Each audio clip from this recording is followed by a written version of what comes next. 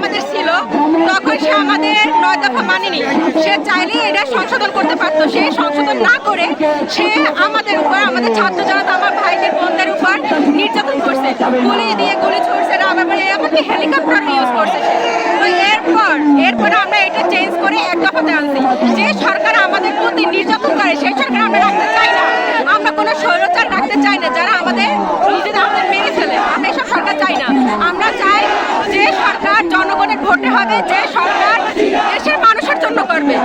আমরা কোনো স্বৈরাচার চাই না। দুদিন পর আমাদের এভাবে নির্যাতন হবে, গুম হত্যা হবে, এগুলো আমরা চাই না।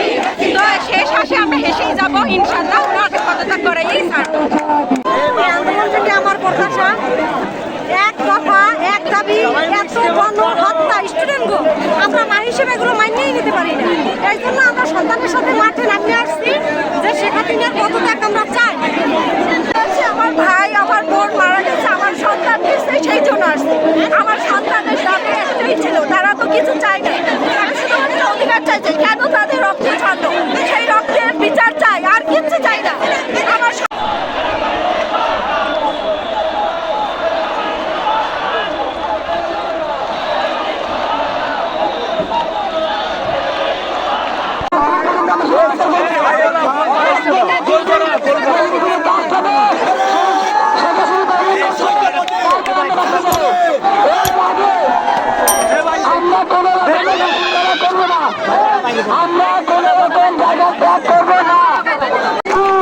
আমি চাই আমার সন্তানরা যে আজকে রাজপথে তাদের ন্যায়সঙ্গত অধিকার আদায় করার জন্য রাজপথে নেমেছে এবং বিনা কারণে তাদের হত্যা করে মারা হয়েছে, গণহত্যা করা হয়েছে আমাদের সন্তানদের।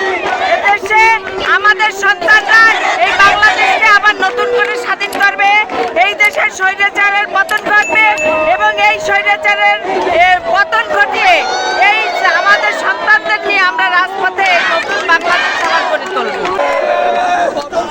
আমার দেশে তুমি